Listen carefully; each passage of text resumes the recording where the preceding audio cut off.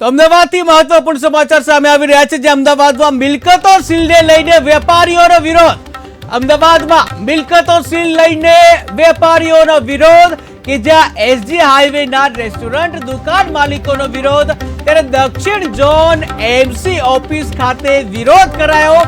ત્યારે એમસી દ્વારા દુકાનો અને રેસ્ટોરન્ટ કરાયા હતા સીલ.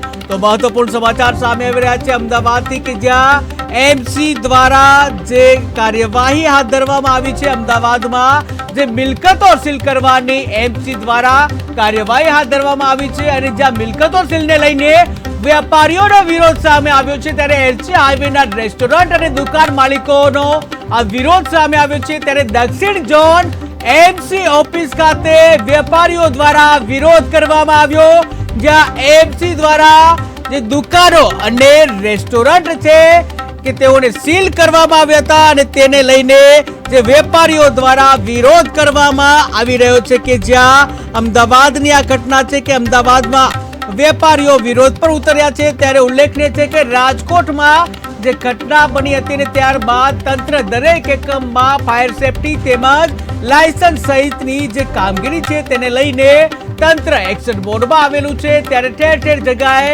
જે કહી શકાય ગેરકાયદેસર દબાણો પણ જે દૂર કરવામાં આવતા હોય છે, ત્યારે લાયસન્સને લઈ તેમજ ફાયર સેફટી સહિતના મુદ્દે ચેકિંગ હાથ ધરવામાં આવતું હોય છે. ત્યારે આ અંગે અમદાવાદમાં પણ એમસી દ્વારા સપાટો બોલાવવામાં આવ્યો હતો, જ્યાં અમદાવાદમાં જે કહી શકાય એસજી હાઈવે પર જે હોટલો અને જે રેસ્ટોરન્ટો છે તેઓને જે સીલ કરવામાં આવી હતી. ત્યારે હોટલ રેસ્ટોરન્ટને જે સીલ કરવાની જે કામગીરીને લઈને વેપારીઓમાં જે રોષ જોવા મળ્યો હતો, અને જેને લઈને વેપારીઓ રોષે ભરાયા હતા, અને વેપારીઓ રોષે ભરાતા દક્ષિણ ઝોન એમસી જે કચેરી છે ત્યાં જે બધા એકત્રિત થઈ અને વિરોધ નોંધાવ્યો હતો.